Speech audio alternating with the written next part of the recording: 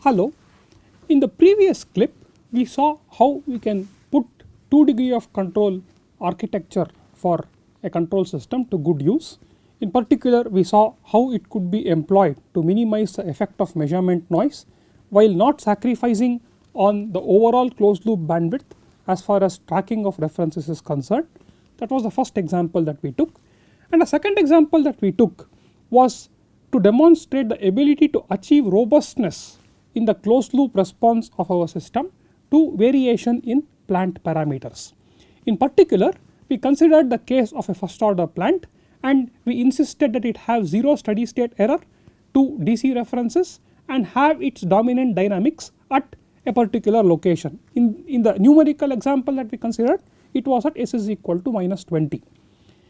What was however unique about this problem was that we assumed that this plant has a huge uncertainty associated with its gain. So we assumed that the gain could reduce by a factor of 5 or increase by a factor of 5. So overall there was a 25-fold variation or uncertainty associated with the gain of the plant, and what we wanted to do was to design a control system whose dominant dynamics stays put at S is equal to minus 20 even when you have variation in the gain of the plant. Now we saw firstly that this was not possible to achieve with a 1 degree of freedom control architecture, but with a 2 degree of freedom control architecture it became possible, and there were 3 important steps that we had to adopt. First, we had to place the open loop 0 of our feedback system near the location where we wanted our closed loop pole to lie. Now this open loop 0 is intended to pin the variation or restrict the variation of the closed loop pole because of the changes in the plant's gain. But just placing the 0 there does not guarantee to us that the closed loop pole would be located wherever we want it to be located. If we place an open loop 0 close to where we want our closed loop pole to be located, we also need to choose a very high gain for our open loop system in order to make sure that the closed loop pole would be located in the vicinity of the 0. So these are the first 2 steps. First is to place a 0 near where we want the closed loop dominant pole to be located. The second point is to increase the gain of our open loop system so that our closed loop pole is going to be located where it is intended to be located.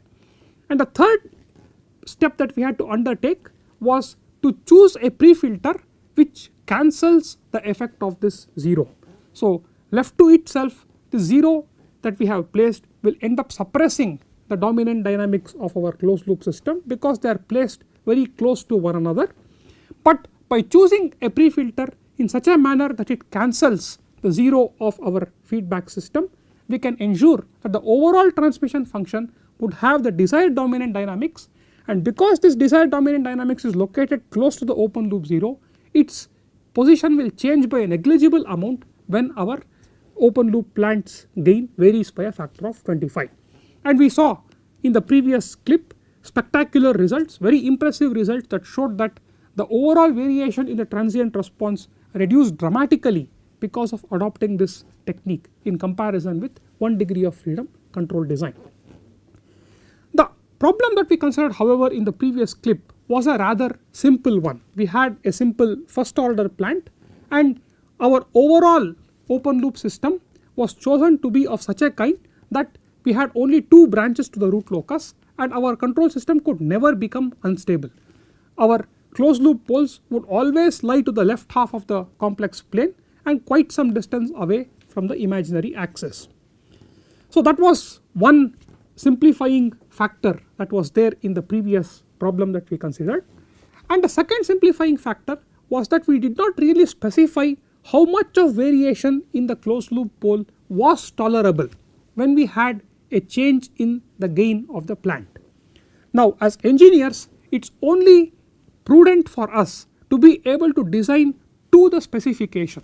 So if we want a certain specified variation in the closed loop pole's location in response to the uncertainty that already exists in the plant's model, then how do we choose the open loop gain of our plant and how do we choose the location of the 0 so that this precise variation in the closed loop pole occurs when our plant's gain or other dynamics were to vary.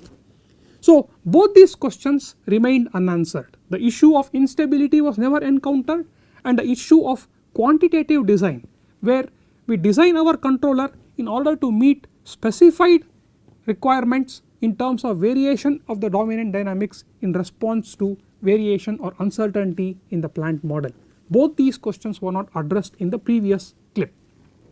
So what we shall do in this clip is to take a look at another control design where both these issues have been specified, and one has to deal with both the stability or instability issue as well as design the controller to the specified variation in the closed loop pole. So I have written down the problem statement here. So we shall undertake the design by means of this particular numerical example. We have been given a plant P of S equal to K by S times S plus 1 times S plus 2. So this plant has 3 open loop poles, namely at S is equal to 0, S is equal to minus 1, S is equal to minus 2. However, the gain K of the plant is assumed to be uncertain. Its nominal value is assumed to be 1. So nominally the plant is going to be 1 by S times S plus 1 times S plus 2.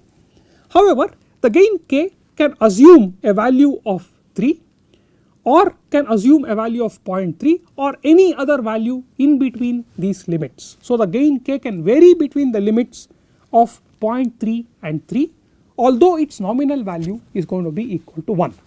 So this is another example of an uncertain plant, a plant whose gain is uncertain. So though nominally we know its gain, for this particular plant at this instant of time we are not sure what its value might be. We can only say that this value, whatever it is, lies between the limits of 0.3 and 3. So this is the plant that we have been given, and now we are asked to design a closed loop system, a feedback control system whose dominant dynamics is located at these two particular positions, at minus 1.5 plus 2j and minus 1.5 minus 2j. So this is the location of the dominant closed loop poles. So nominally when the plant gain is equal to 1, we want the closed loop poles to be located exactly at this particular position, namely minus 1.5 plus minus 2j, and we have called this location by the symbols PCL naught and PCL naught bar, where the bar represents complex conjugate. PCL represents the closed loop pole position, and the subscript naught is intended to indicate that this is the nominal position of the closed loop pole. Now when our plant parameters change, so when we are having a plant with a different gain compared to what its nominal value would be, naturally we would expect the closed loop pole to not lie exactly at minus 1.5 plus minus 2j, but to lie at a slightly different location. Now what we have now also been specified is that we want the variation in the closed loop pole due to uncertainty in the plant, which has been indicated by the term delta PCL, the variation, the magnitude of delta PCL, which is the magnitude of variation in the closed loop pole due to the change uncertainties associated with the plant's gain. We have insisted that this should be less than or equal to 0.4 units. So all these are arbitrary numbers which can be changed, but they have been picked in order to illustrate the steps in the design. So the first thing that we want to see is whether all these performance specifications can be met by using a 1 degree of freedom control system. If you have a 1 degree of freedom control system, in principle it is possible by choosing a suitable controller to have the dominant poles be located wherever you want it to be located, namely at minus 1.5 plus minus 2j in this particular case. So to do this we just follow the steps for performing control design using the root locus that we discussed a few clips back when we talked about root locus based feedback control design. But what is not possible for this controller to accomplish is also to restrict the variation in the closed loop pole. So this is something that we discover in the previous example to be not possible to accomplish using a 1 degree of freedom controller, and that problem we expect would continue to persist even with a 1 degree of freedom controller that one might design to satisfy just the first specification. So let us first convince ourselves that a 1 degree of freedom controller does not do the job, so that we would have motivation to undertake the design using a 2 degree of freedom controller. So what I have plotted on this graph here is the root locus for a 1 degree of freedom control system whose dominant poles are located nominally at minus 1.5 plus 2j and minus 1.5 minus 2j. The steps that have been adopted in coming up with this controller structure is exactly identical to the steps that we undertook a few clips back when we did the design using root locus based techniques. So essentially what we do is we compute the phase of the overall open loop system at the desired closed loop pole positions, and we come up with a controller that ensures the net angle subtended by all the open loop poles and zeros at the desired closed loop pole position is minus 180 or its cyclic equivalents. By undertaking these steps of design, we end up with a controller that looks something like this. Now with this controller we have succeeded in getting the dominant closed loop poles to be exactly where we want it to be, but this controller does not guarantee to us that when the plant's model changes, so when the plant gain here, which has been assumed to be equal to 1, were to reduce to 0.3 or were to increase to 3, so when it fluctuates by a factor of 10, there is no guarantee that this controller is going to restrict the variation in the closed loop pole to within 0.4 units. Indeed, when one looks at what happens when the gain were to fall by a factor of 3 from 1 to 0.3, we see that the closed loop pole now comes closer to the imaginary axis, so it reduces in magnitude and comes down along the root locus as shown in this arrow. Likewise, when the gain increases by a factor of 3, so when it goes from 1 to 3, the closed loop pole position travels up along the root locus to this new location here. Now if one were to look at the real and imaginary parts of the closed loop pole when the gain of the plant is 3 and when the gain of the plant is 0.3, we see that the difference in their positions is significantly greater than 0.4. In fact, it is more than 4 units, so it is off by an order of magnitude. So our 1 degree of freedom controller will not help us in restricting the variation of the closed loop pole due to uncertainty associated with the plant model, and this is manifested in the corresponding huge fluctuation in the transient response of our closed loop system. So the blue trace here plots the step response of the closed loop system when the plant has assumed its nominal gain value of 1, and this step response is in alignment with what we would expect it to be when the dominant poles are located at the two positions that we have indicated, namely minus 1.5 plus minus 2j. However, when the gain falls by a factor of 3, when it reduces from 1 to 0.3, the step response looks as shown by the red curve here, and when the gain increases by a factor of 3, the response is shown by the green curve. So this is for the case when the plant gain is 1, this is for the case when the plant gain is 0.3, and that is for the case when the plant gain is 3.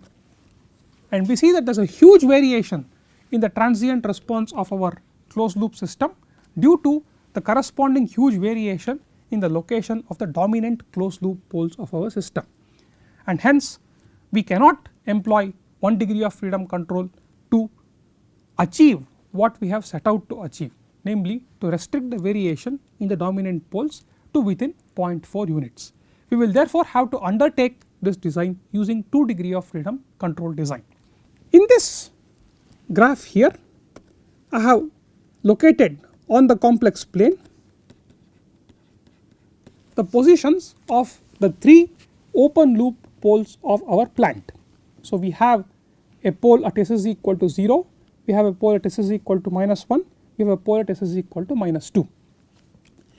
I shall in the same graph also indicate where we want our dominant closed loop poles to be located. I shall indicate that by a red dot. We want one of the dominant poles to be at minus 1.5 plus 2j, which will be somewhere here, and the other pole to be at minus 1.5 minus 2j, which will be at the reflection of that first point about the real axis.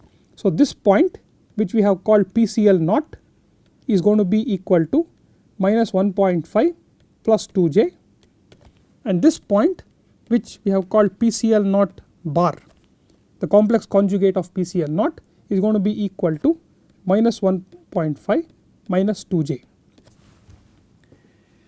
Now if we want our dominant poles to lie here, and it should not vary significantly because of the tenfold variation in the Planck's gain, our previous example revealed that we have to position an open loop controller 0 in the vicinity of this pole PCL naught as well as PCL naught bar. So we have to position a 0 z and its complex conjugate z bar in the vicinity of where we want our dominant closed loop poles to lie, and we have to ensure that the gain of our open loop system is adequately high in order to make sure that our closed loop pole lies exactly at PCL naught and PCL naught bar. Now that we have chosen our controller to have two zeros, in the interest of causality, in order to physically realize this controller, we need to have at least two poles for this controller, so that the relative degree of the controller is at least equal to 0, and we shall choose to place these two poles very far away, so that they do not play a significant role in determining the dominant dynamics of our closed loop system. So these are the two poles. I shall now label these 5 poles that we have for the open loop system. The first pole, the open loop pole, I shall call P1, the second pole P2, the third pole P3, the fourth and the fifth poles as P4 and P5 respectively. So our open loop system therefore has two zeros z and z bar and 5 poles, the 3 plant poles P1, P2, P3 and the 2 controller poles P4 and P5 that have been added for the sake of causality. So our control design will essentially comprise 3 steps. The first step is to locate the position of the 0 z and z bar with respect to PCL naught. In other words, we have to determine its distance from PCL naught and its inclination with respect to PCL naught. So that is going to be the first part of the design. Subsequent to that, we have to locate the positions of the poles of the controller. So these poles have to be located judiciously with the stability of the closed loop system in mind, and finally we have to design the pre-filter so that the effect of these two zeros z and z bar on the overall transmission function relating the output to the reference is suppressed. So let us undertake the design in a step by step manner and address the challenges in each of these steps. So the first step is to determine the location of the 0, or in other words its position and its orientation in relation to the point PCL naught and PCL naught bar. So since the point PCL naught is a point on the root locus, so it is necessary for the root locus to pass through PCL naught in order for the closed loop pole to lie at that particular position by definition. Therefore at the point PCL naught we would have the root locus equation to be valid, or in other words 1 plus k times c times p to be equal to 0 at the point s is equal to PCL naught, or equivalently is equal to minus 1.5 plus 2j.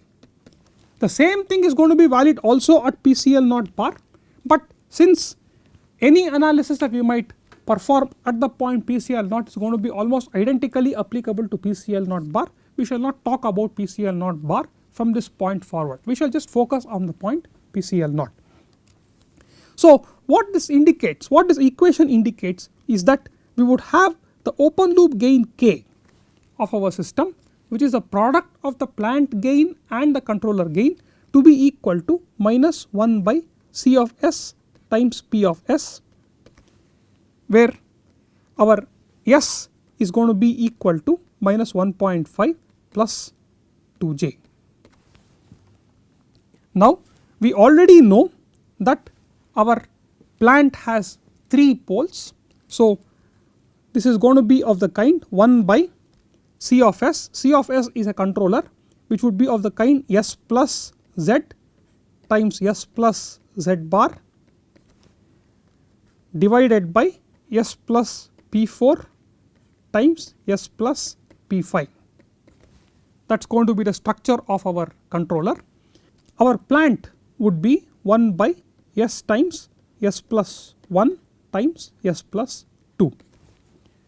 If we rearrange this equation, we would have the gain K to be equal to minus of S times S plus 1 times S plus 2 times S plus P4 times S plus P5 divided by S plus Z times S plus Z bar, and this is evaluated at the point S is equal to minus 1.5 plus 2j.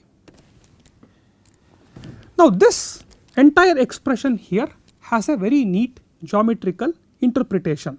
If we come back to the complex plane where we have plotted the locations of the open loop poles and the desired closed loop pole position, the desired closed loop pole position is PCL naught, and we are evaluating the terms S and S plus 1 and S plus 2 and so on and so forth at the point PCL naught.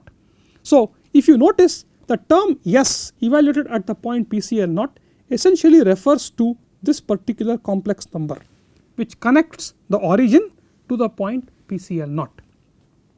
Similarly, the term S plus 1 refers to this complex number which connects the point PCL naught to the point S is equal to minus 1. Likewise, the term S plus 2 evaluated at the point PCL naught essentially refers to the complex number that connects the point S is equal to minus 2 to the point PCL naught, and S plus P4 once again refers to the complex number that connects the point P4 to PCL naught, and S plus P5 represents the complex number that connects the point S is equal to minus P5 to the point PCL naught. So there is a neat geometrical interpretation of the product S times S plus 1 times S plus 2 times S plus P4 times S plus P5. So essentially therefore this is going to be equal to minus of P1 PCL naught, which is the complex number that connects the point P1, the location of the first open loop pole, which happens to be in this case S is equal to 0, to the point PCL naught, which is where we are evaluating this gain K. So PCL naught is minus 1.5 plus 2j. So S evaluated at minus 1.5 plus 2j essentially is P1 PCL naught. Likewise, S plus 1 is P2 PCL naught. So the complex number starting from P2 and ending at PCL naught has been represented by this line segment P2 PCL naught. S plus 2 likewise will be P3 PCL naught, and S plus P4 will be P4 PCL naught. So the terms P1 PCL naught represents the vector starting from P1 ending at PCL naught and so on and so forth, and S plus P5 likewise will be P5 PCL naught, and in the denominator we would have S plus Z to be the complex number Z PCL naught and S plus Z bar to be the complex number Z bar PCL naught, the complex number that connects Z bar to the point PCL naught. So this is going to be an equation that would be valid at the point S is equal to PCL naught. Now this is true when we have the gain of our plant to be its nominal value. So when the gain is at its nominal value, the closed loop pole will be located where we want it to be located, namely at PCL naught, and this equation is going to be valid. Now when the gain of the plant increases to its maximum value, so when it goes from 1 to 3, the open loop gain which is the product of the controller gain and the plant gain, will also go up by a factor of 3, because the controller has a fixed structure. Its gain is going to be the same regardless of what the plant's parameters might be. So, our overall open loop gain, which I shall call as K max, will be 3 times higher than the value of the nominal gain. And when the plant has assumed its maximum gain, the closed loop pole can no longer be located at the same position PCL0. It would have drifted a little bit away from the desired location. So, let us call the new location as PCL max, in which case we would have K max to be equal to minus P1 PCL max times P2 PCL max times P3 PCL max times P4 PCL max times P5 PCL max divided by Z PCL max times Z bar PCL max. In a similar manner, when our gain reduces from 1 to 0.3, our overall open loop gain will also reduce to 30% of its initial value, and when the gain reduces, once again the closed loop pole can no longer stay at PCL0, it will once again drift away from that point. So, let us say the new location is PCL min, we would have K min to be equal to minus P1 PCL min times P2 PCL min times P3 PCL min times P4 PCL min times P5 PCL min divided by Z PCL min times Z bar PCL min. Now, let us look at the significance of each of these terms. To do that, let us once again come back to that complex plane where we have indicated the locations of the different open loop poles and zeros as well as the desired closed loop pole position. So, when our gain increases, our closed loop pole is going to move closer to the 0. So, this is going to be where we are going to have PCL max, and when the gain reduces, it is going to move farther away from the 0.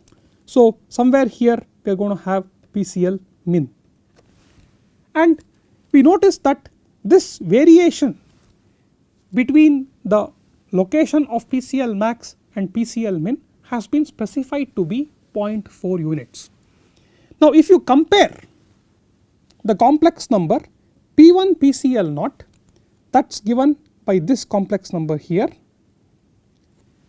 with the complex number P1 PCL max, which is going to be this new complex number that connects the point P1 to the point PCL max, you see that these two complex numbers are very nearly identical in magnitude as well as direction.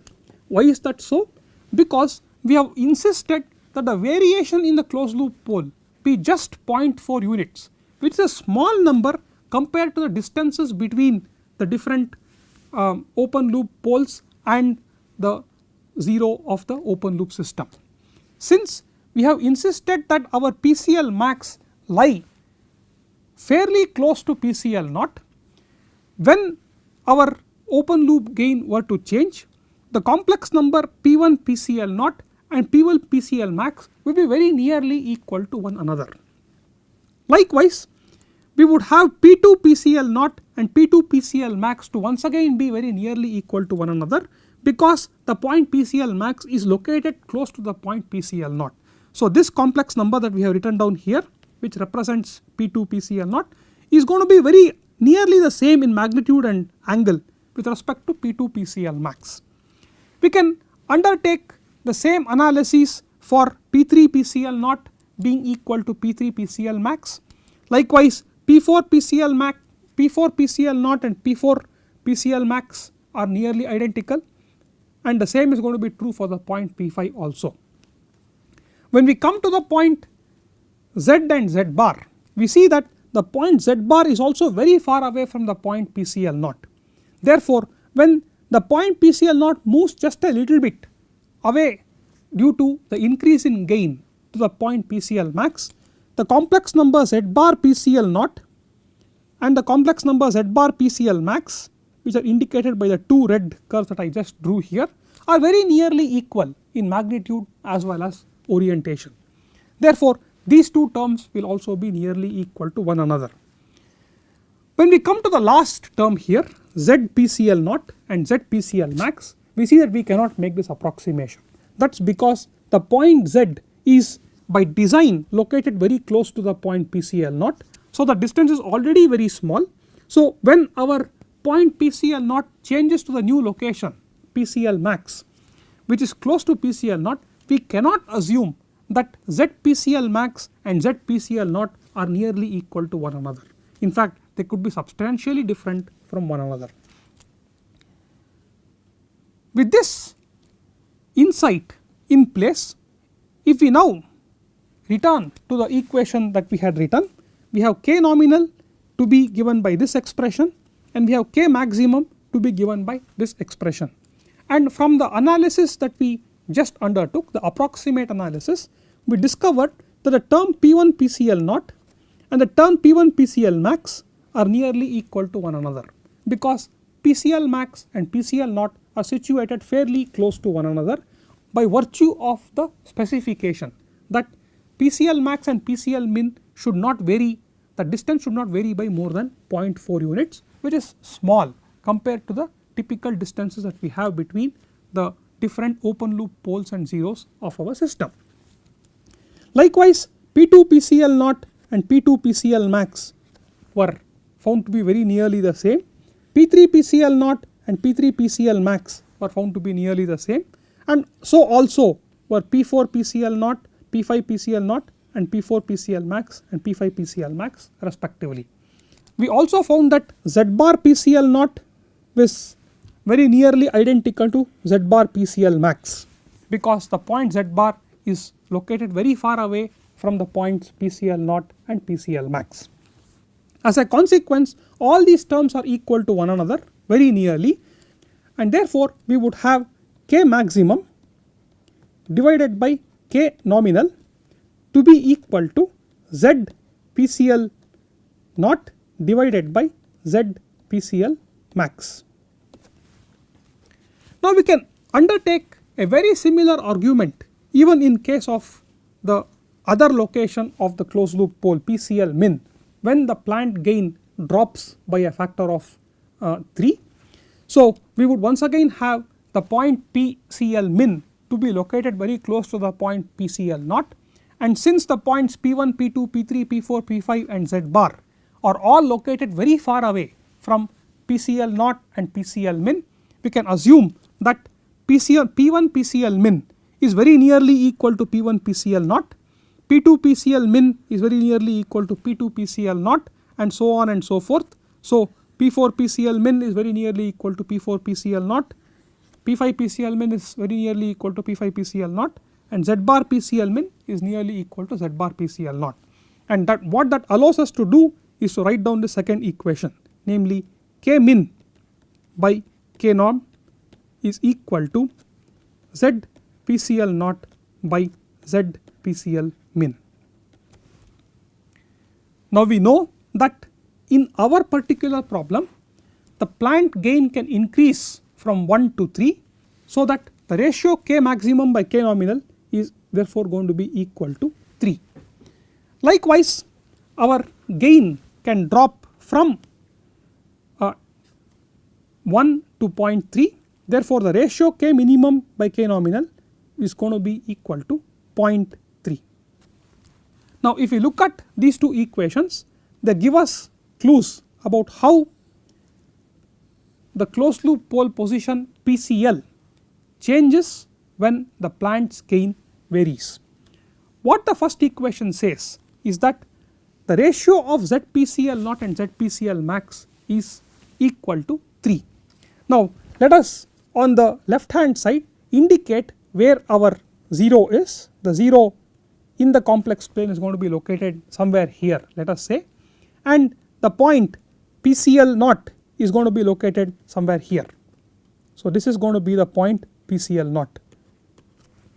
So this is a part of the complex plane that we have zoomed in and are focused on in order to understand how the closed loop pole varies when our plant's parameter changes. So, the point PCL naught, which is minus 1.5 plus 2j, let us say is here, and let us say our 0 is somewhere there, then ZPCL naught represents this particular complex number, and let us say we have another point here which represents PCL max, then ZPCL max represents that complex number. Now, what the first equation says is that the ratio of ZPCL naught and ZPCL max is a constant, a real constant equal to 3. Now, what this tells us about these two complex numbers is that these two complex numbers are firstly collinear, because the ratio of two complex numbers is equal to a real number only when the two complex numbers are collinear. So, the point PCL max therefore essentially lies on the line that connects the point PCL naught to the point Z. So, PCL max lies somewhere here. Likewise, when we come to the second equation says that the ratio of ZPCL naught and ZPCL min is 0.3. This once again indicates that the point PCL min lies on the same line that connects the point PCL naught to Z, because we have two complex numbers ZPCL naught and ZPCL min whose ratio is a real number. So, for that to happen, PCL min should lie on the same line as the one that connects the point PCL naught to Z, and that ratio is given to be 0.3. So, what that indicates is that if the distance of the 0 from the point PCL naught, which is something that we have not determined yet, if we were to call that distance to be x, then the first equation indicates that the distance of the point PCL max from the point Z is going to be equal to x by 3, because ZPCL max is equal to ZPCL naught divided by 3 from the first equation here. And if our ZPCL naught has been assumed to be x units, then ZPCL max will be x by 3 units. Likewise, from the second equation we would have ZPCL min to be equal to ZPCL naught divided by 0.3, or essentially 3.33 times ZPCL naught, and since we have assumed ZPCL naught to be equal to x, it is going to be equal to 3.33x. So, this overall distance from PCL min to Z is going to be equal to 3.33x. So, the overall variation of the closed loop pole would be from the point PCL max to the point PCL min. We see that this variation is going to be along a straight line approximately, and this straight line passes through the point Z and passes through also the point PCL naught, and the overall variation is going to be given by PCL min, PCL max. That is going to be the overall variation. The magnitude of that essentially is going to be equal to 3.33x minus x by 3, and that is essentially equal to 3 times x. And from our problem specification, we know that 3 times x has to be less than or equal to 0.4 units, which implies that x has to be less than or equal to 0.4 divided by 3 units, or in other words, we have to place the 0 at a distance which is at most equal to 0.4 by 3 units, or in other words equal to 0.133 units away from the location PCL naught. So, what we have succeeded through this analysis is we have succeeded in determining the distance of the 0 from the point PCL naught. We have not yet determined the orientation of the 0 with respect to the point PCL naught. If we were to do that, then we would determine the exact position of the point Z with respect to the point PCL naught. In order to determine the orientation of the 0 with respect to the point PCL naught, or in other words the angle theta which I am plotting here, that the 0 subtends with at the point PCL naught, we can employ the angle criterion of the root locus. Since the point PCL naught is a point on the root locus, we should have the net angle subtended by all the open loop poles and zeros of our system to be equal to minus 180 degrees at the point PCL naught. Now, if we go back to the location of the different open loop poles and zeros of our system, we can compute the angle subtended by the first open loop pole P1 and the second open loop pole P2 and the third open loop pole directly from geometry. As far as the angle subtended by the point Z bar at the point PCL naught is concerned, we have some uncertainty because we have not yet fixed the location of Z bar. However, since the point Z bar is a reflection of the point Z and the point Z is located very close to the point PCL naught, in fact it is just 0.133 units away from the point PCL naught, we can therefore conclude that the angle subtended by the point Z bar at the point PCL naught is going to be very similar, nearly equal to the angle subtended by the same point Z bar at the point Z, and that angle essentially is going to be close to 90 degrees. So, the point Z bar subtends an angle of close to plus 90 degrees at the point PCL naught. How about the points P4 and P5? Since we have not yet fixed their locations, we do not yet know what angles they subtend at the point PCL naught. However, we are assuming that these two points are very far away from the other poles and zeros. So, we shall assume that whatever angle it is which we do not know at this point, these angles theta P4 and theta P5 are very close to 0.